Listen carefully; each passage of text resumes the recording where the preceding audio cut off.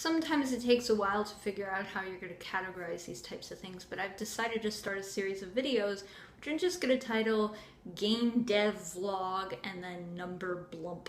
Or maybe it'll be the date. I'm not sure yet. If it has a totally different title than the one I'm talking about right now, that's just how it is. Editing is silly and fun, and the best part with using video footage is that you kind of have to work around it in post-production, unless you want to reshoot, which you'll never see me do because I am exactly that lazy and short of time.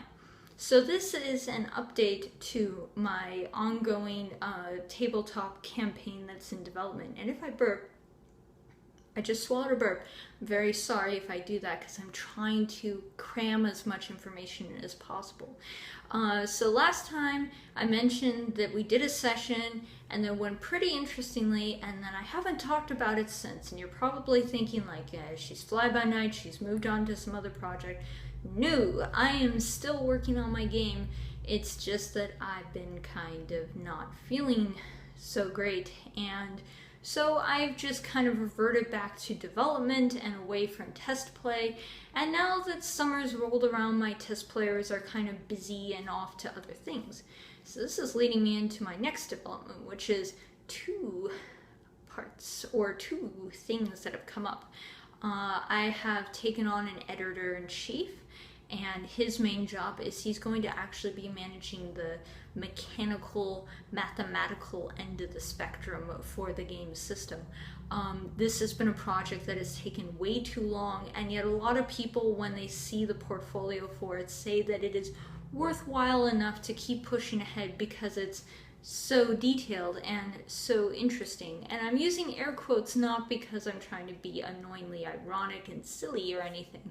It's just that as the creator, I don't feel confident in stating what my work is or isn't. I believe that's for you, the consumer, to figure out. But a lot of people keep pushing me to continue with this, and I want to get it done. I want to have a body of work done. So I've hired an editor-in-chief, and he is being paid not in burps or coughs, but primarily nacho sandwiches and whatever I make because it's my boyfriend who lives with me. So, yeah. But he's committed, and I'm committed, and we're moving forward with that. So there's an editor-in-chief now who is going to be handling that. We've spent enough time reviewing that part, and on to the next part, which is I am considering buying Fantasy Grounds. And for anyone who doesn't know what Fantasy Grounds is, which is probably a lot of people, it's a program that's available on Steam, and it's also available on their own website, and it's basically a program for running tabletop campaigns on your computer. And we're thinking of buying this right now because they have a Savage Worlds module that you can purchase with the base program, and we are working on the Savage Worlds system. And so instead of having to wait for test games or having to sit around with a bunch of dice and waste way too much time testing everything out sort of by hand manually, we're thinking of getting the software so we can start testing in large batch rounds very rapidly and quickly, find out what things are broken, what things are fine, move on, move forward, and sort of speed up the process. I've said before, and I'll say it again, that this is something that was supposed to be done a long time ago, so we're trying to find the fastest mode of getting it all done. So those are the two big things. Now I want to move on to a question, and this is going to be a controversial question, and that is, so this setting is a science fiction world that's taking place on a frontier planet. And a huge element of the game is going to be based around the town where your character lives.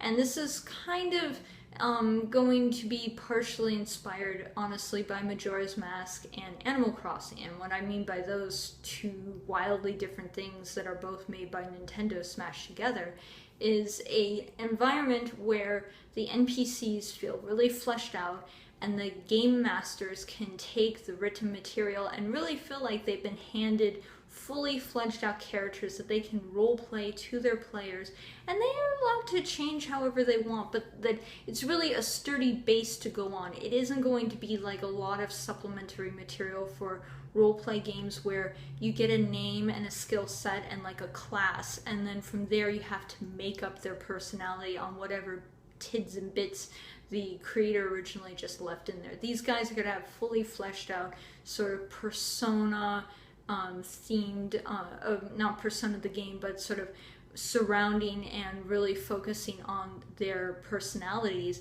so that players and game masters can really get a feel for them. And we also want to try to develop this thing where if you really know the characters from the setting and you switch dungeon masters or game masters, you move from town to town and you find other people who play this campaign, you have a feel and you have a sense of this world, and you feel like you know the people, the characters in that world, and it creates a sense of continuity. So what I'm leading into is that one of the characters that's going to be featured in this is maybe transgendered. And what I mean by maybe transgendered is she is a character who is not distinctly male or female, and there are a lot of reasons, and it's very complicated to the backstory, but they have a fully fleshed out job, and the idea is the focus isn't their transsexuality. The focus is they are a competent member of that society. They lead hunting parties for the rest of the group, and this is a sort of a private side element to their overall character design and development. And I wanted to ask you guys, how do you feel when it comes to transgendered characters or characters that have an unusual alternative lifestyle? What are games that make you feel like characters are far too obsessed with their own sort of, I don't want to call it special snowflake status, but sort of their own unique spin on things? And when do you feel like something isn't emphasized enough? I'm looking for input because I want to make this character not stand out like a neon light in terms of this is something that a cisgendered person inserted into the game world for brownie points. This character has been in development with everything else for quite a while, and their unique setup sort of just came out of sort of, I would almost call it free association.